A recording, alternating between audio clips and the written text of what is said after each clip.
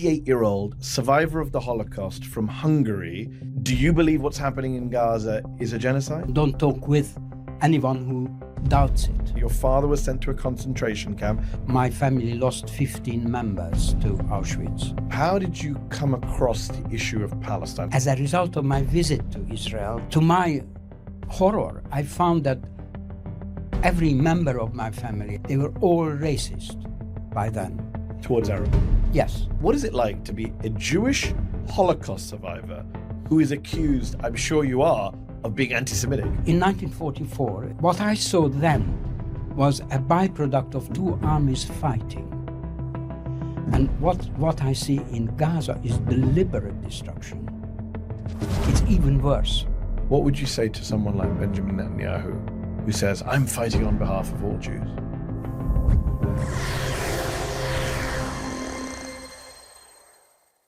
For more than 2 years now, supporters of Israel have insisted that calling what's happening in Gaza a genocide is a modern-day blood libel against Jewish people. To accuse Jews, the victims of the greatest genocide of all time, of perpetrating a genocide against others, well, that's offensive. That's anti-Semitic, they say. Well, is it? The consensus of genocide scholars is that it is a genocide. But who better to ask about the genocide in Gaza? Not a genocide scholar, but an actual Holocaust survivor. Joining me now is 88-year-old Stephen Kaposh. Stephen, thanks so much for coming on Zeteo. Hello, thank you for inviting me. So you are an 88-year-old survivor of the Holocaust from Hungary, and you have been speaking out against what's happening in Gaza for over 2 years now here in the UK. You've become a very well-known activist at demonstrations, on the media. Yeah. Do you believe what's happening in Gaza is a genocide? Absolutely. In fact, I think it is so obvious that I really don't talk with anyone who doubts it, because it's an absolute red line. It's so obvious. You see people who deny the Gaza genocide akin to Holocaust deniers. You don't engage with them. They're deniers. Yes, correct. We have a small group, the Holocaust Survivor and Descendants Against the Genocide in Gaza. It's a long title, but it does explain what's on. It's an important name, I think. Yes. And we, as you probably know, we stand by the side of the big marches, and we have extremely warm reception invariably. People are sometimes quite moved by the fact. That's strange. I was told all these marches are anti-Semitic. Well, that's exactly what we are doing, denying by being there and give a lie to this claim, which is absurd. Both that these marches are no-go areas for Jews, or that these are hate marches. And we are sort of proof against it, if you like. You're there not just as Jewish protesters against genocide, you're there as Holocaust survivors protesting against genocide, which is obviously a pretty unique and sad position to have to be in. Let's just, for the sake of our viewers who don't know about you, Stephen, you, I believe, were 7 years old when the World War II reached your hometown of Budapest. You were forced to go into hiding. That's correct. You were separated from your mother. Your father was sent to a concentration camp. Tell us a little bit about your childhood, about enduring the Holocaust. What happened to your parents? What happened to you? Yes. In about October 1944, the Hungarian semi-fascist autocratic ruler, Admiral Horthy, made a declaration that Hungary was leaving the German alliance. He made that from his palace in the Buda Hills, and was pretty quickly arrested by the Germans as a result. The Germans came in March 44, invading their ally. On the face of it, Hungary was an ally of Germany. And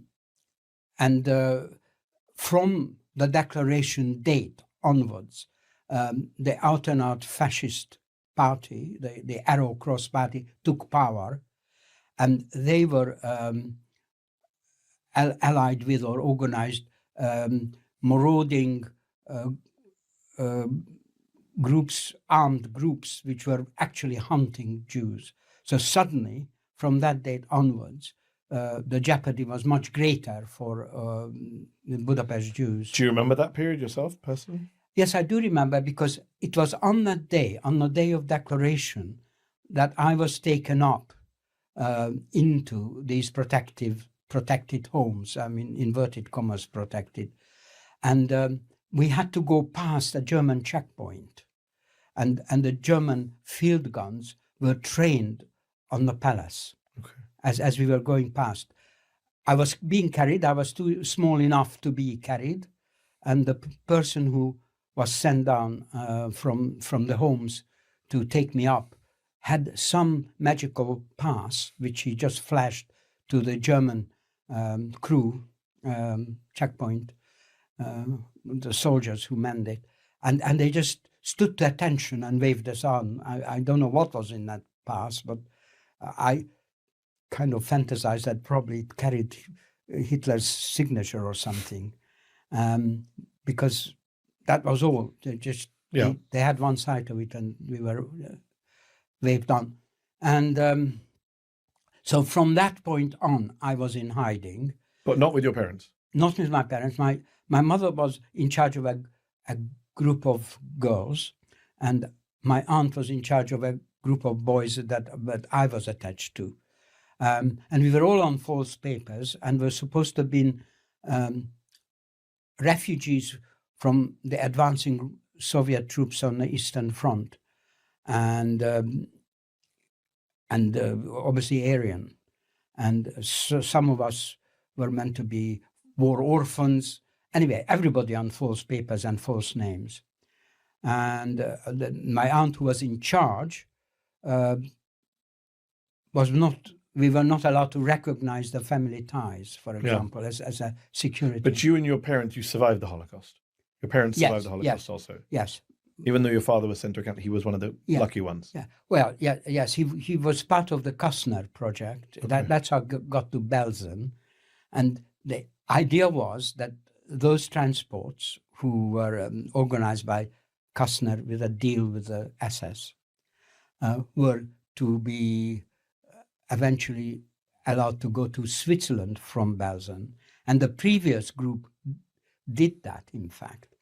But the whole deal, where Himmler himself was involved, was behind Hitler's backs. Okay. And when he discovered it, he stopped the whole thing. And in fact, Himmler was very nearly arrested at that time. So you say as a child you remember that period. It obviously influenced the way you grew up, influenced your entire worldview. I do wonder, how has your childhood influenced the way you view the genocide in Gaza today? Do you find that your own experience as a child enduring a genocide has made you identify more closely maybe with the children in Gaza? What do you make of what you've seen over the past 2 years? I mean, there has been othering and discrimination even before that critical date. For example, we all had, from a certain date on, we all had to wear the yellow star. Yeah. And I had to wear a yellow star, despite my young age. And I do remember that. Most of my experience at the time was rather mild, because I was too young to understand the implications and the dangers. It was in retrospect that I sort of realized how awful everything was and how dangerous everything was. And of course, knowing that my family lost 15 members to Auschwitz. And that was an impact on me more than what I actually personally experienced. That was just, of course, part of it, if you like. So how did you come across the issue of Palestine? How long have you been involved in Palestine activism? Well, I think you're 88 years young right now. Yeah. How long have you been involved in the struggle for Palestinian liberation as a supporter? Well, first, I became, without sort of putting necessarily an active label on it, anti-Zionist as a result of my visit to Israel to visit my family. Some members of my family, in circuitous ways through Romania, ended up. What year was that you went to visit? That was before the 67 war. Okay. Quite early. And I was completely shocked at what I found there. And this is, I think that was a critical influence on me. Interesting. Because to my horror, I found that every member of my family, and a number of aunts and cousins, etc., they were all racist by then. Towards Arabs. Yes, as they call them, not Palestinians. Indeed. That really both horrified me, and I couldn't understand how it could happen. I now understand more about the impact of drip propaganda, Yeah. and also the kind of completely artificial fear that was created in them, that somehow they bought into the idea that unless they forcefully keep down the Arabs, they would be driven into the sea and the existential danger, which I am convinced was a complete lie. Yes. You go there before the 67 war, before the occupation of West Bank and Gaza. Did you ever imagine at the time that one day you, Stephen Kaposh, former young child living through the Holocaust, would be at protests against Israel, saying the world's only Jewish state is now guilty of a genocide? No, I wasn't aware of it at the time at all. In fact, around that time, I wasn't particularly active in any way in politics, because having come after the 1956 uprising in Budapest, where I was actively involved in the demonstrations, and actually the uprising the day before really started at my university. But I have been through so many political upheavals and changes that when I got to the UK in 56, I decided to concentrate on my profession rather than... So how do you rediscover Palestine and activism? Is it more recently, in the last 10, 15 well, years? I think the critical experience was first the false anti-Semitism campaign inside the Labour Party. Okay, so the Jeremy Corbyn period. That's right.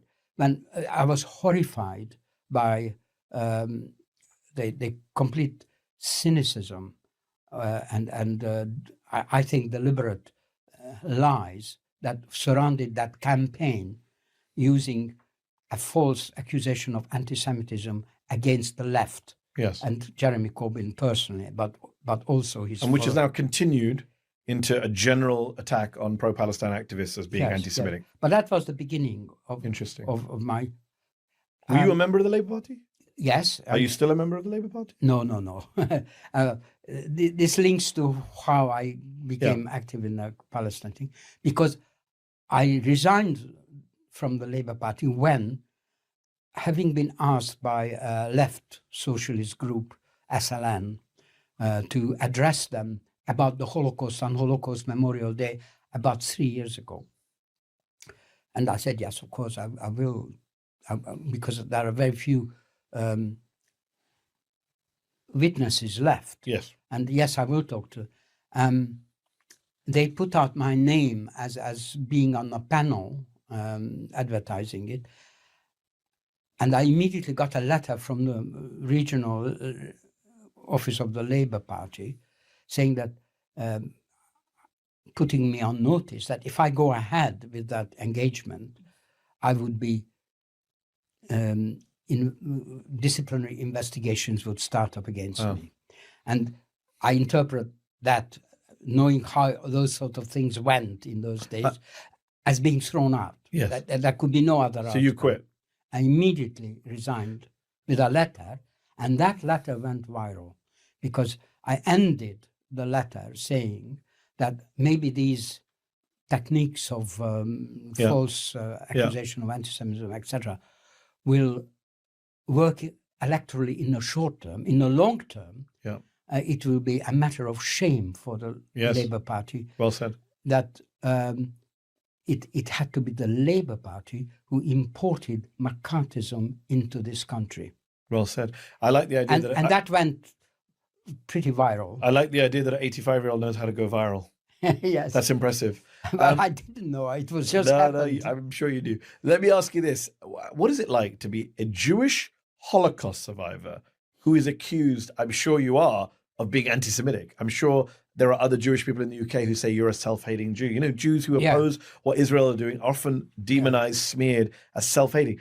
What is it like for you as someone who literally survived the Holocaust to be accused of that? Well, I don't take any notice of it, to be honest.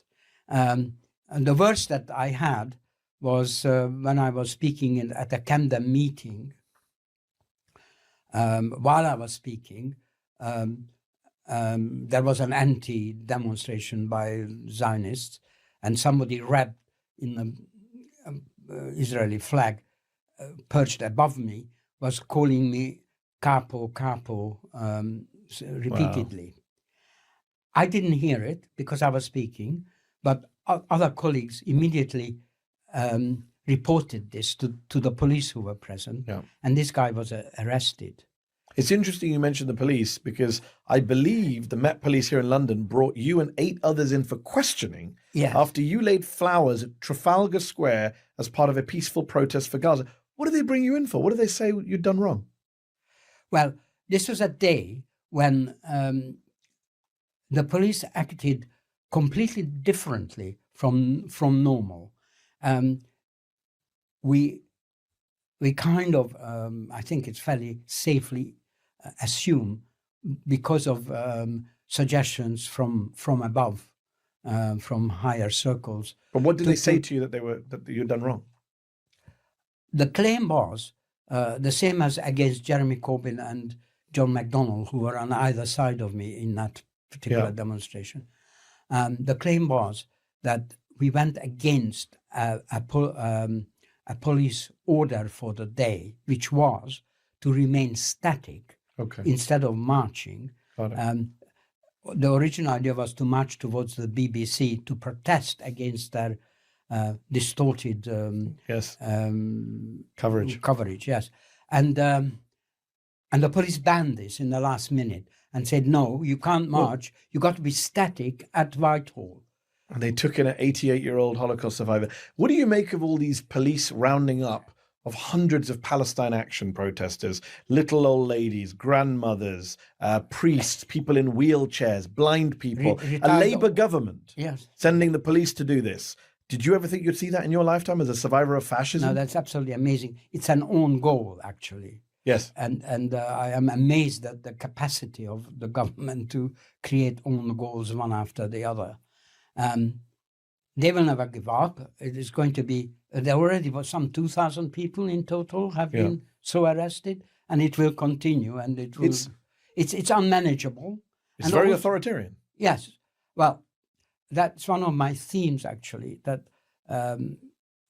as a conclusion from what I witnessed and so on, that fascism develops in stages.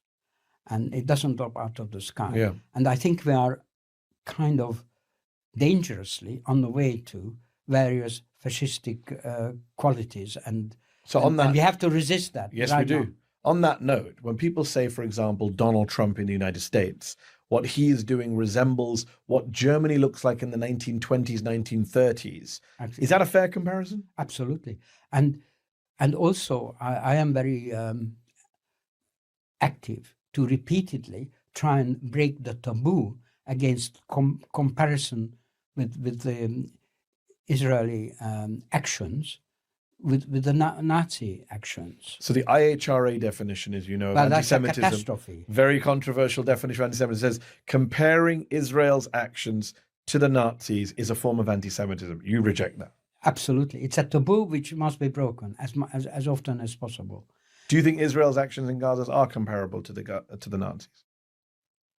Yes, I think so. In quality, not in quantity, because we are not yet in. Thankfully, and hope never will be in the millions. Well, Israeli soldiers are on record telling the Israeli newspapers, "I felt like a Nazi in Gaza." One of them told an Israeli newspaper. One of the comparisons I have is. In 1944, the winter of 1944, we were not only in hiding from October to liberation, but also in double jeopardy, because it so happens that where the homes were was where the epicenter of the final fight between the German army and the Soviets was played out. And the front line moved through us.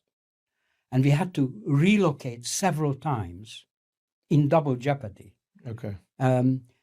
Sometimes we were shot at because they couldn't distinguish between groups of course, dots in the snowfields or all. And so when it was over and we finally came out of all that and looked around, because this is not typically was the greatest area of destruction, because it was the final fight. Because Budapest generally wasn't so destroyed, it was just in pockets. But just there, it was absolutely horrendous, with the royal castle burnt out, piles of rubble and glass and burnt out tanks and dead horses and dead soldiers and abandoned ammunition. Looked just like Gaza in certain shots. So you're reminded with the difference I keep pointing out, that what I saw then was a byproduct of two armies fighting. And what I see in Gaza is deliberate destruction. It's even worse. Wow. There are a lot of people who will hear you say that and be outraged. A lot of Jewish people will say it is anti-Semitic. They will say it's over the top. You obviously have the privilege.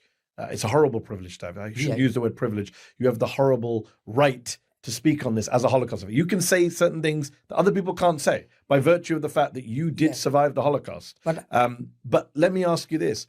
What do you make of the battles within the Jewish community over this issue? I know you sometimes go to protests with your daughter and your granddaughter.